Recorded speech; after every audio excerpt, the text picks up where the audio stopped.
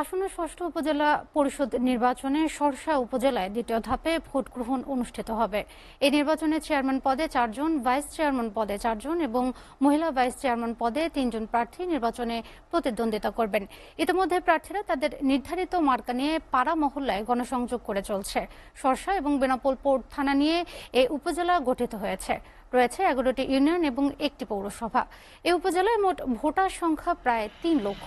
শর্ষা উপজেলা নির্বাচন কর্মকর্তা আনিসুর রহমান জানিয়েছেন, সবকিছু ঠিক থাকলে আগামী 21শে মে ভোট গ্রহণ অনুষ্ঠিত হবে।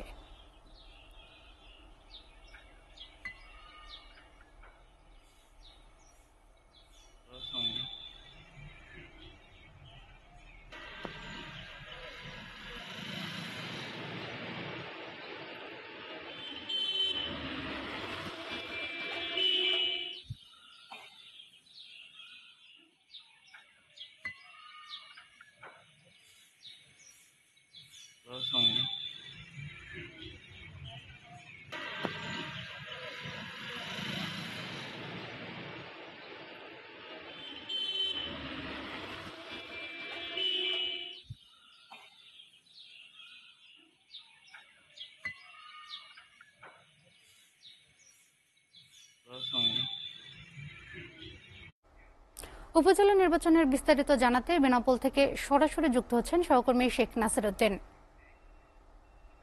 নাসির, উপজেলা নির্বাচনে মানুষের আগ্রহ কেমন দেখছেন, আর আপনার জেলার কোন উপজেলায় নির্বাচন হচ্ছে আমাদেরকে জানাবেন।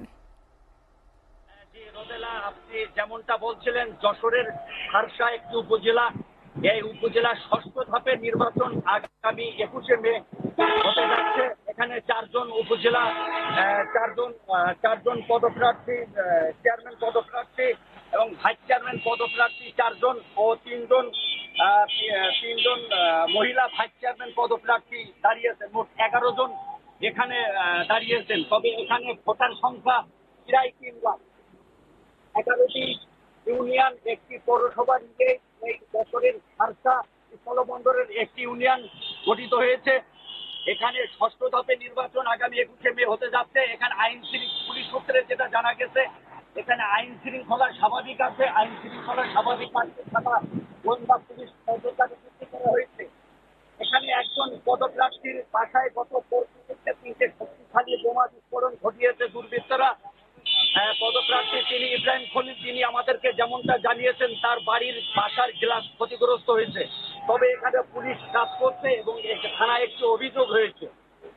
সবকিছু ঠিকঠাক থাকলে ষষ্ঠ ধাপের নির্বাচন আগামী 21শে মে এখানে হতে যাচ্ছে। এই ছিল বেনাপোল স্থলবন্দর উপজেলা নির্বাচন থেকে।